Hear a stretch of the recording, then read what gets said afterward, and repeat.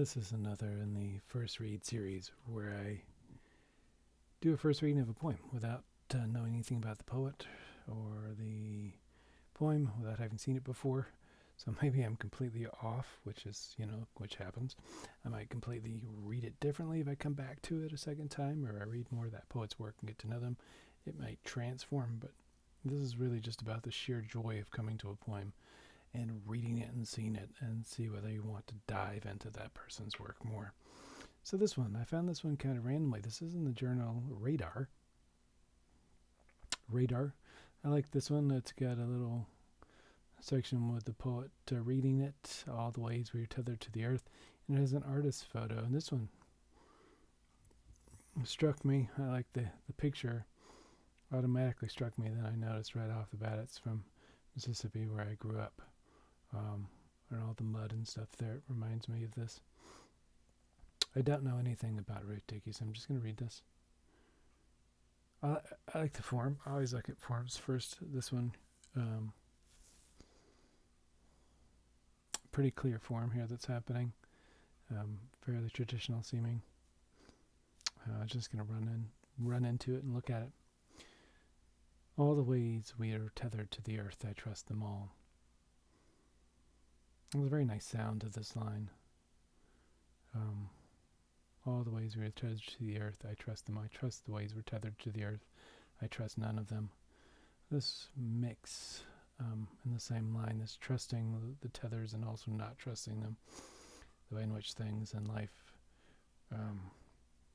that tie you to it are both good and bad in many ways as you get older. Every year I'm slower journeying the compound. This slowing down as you get older. I'm not sure what the compound is in here, if it's a specific thing, but moving slower as age comes in and trusting or not trusting. The tethers are pretty clear. Weathered walls warp. Look at the alliteration there. Weathered walls warp and bow my track. First grass, then dirt, then mud. I used to think over, meant beyond. I like this. It's very, very earthen feel to this. It feels very much like a commentary on one's relation to the environment one is in, and how that changes over time. Like the walls, weathering as it is, warping, and first grass, then dirt, and bowing, warping and then bowing. I used to think over meant beyond. I used to think over meant beyond. That's an odd line. I used to think over meant beyond. Like what the beyond means? Meant beyond? What does it mean to meant beyond? I'm not sure how to read that one. Now I think it means before crossed with open. This kind of openness crossed with what was there before. I'm still not sure how to read that line, if it's a commentary on what comes after we're here, or it's some kind of the hereafter or something, some metaphysical concept, I'm not sure. I got up early to see the blood moon, and there were only clouds. Yes. Well, that joy of getting up to see this rare thing and having the clouds come through. The wind shaking the few remaining leaves like little fist at the sky. There's that kind of sense of what nature, it's a nice image, like nature even shaking its leaves like fist. Something is missing. Something is coming. What was that? Like in that first stanza, that interplay between trusting, not trusting, something's coming, something is missing, this not sure which way one is going. I spread my fingers wide so whatever arrives will flow through. Oh, that's fun.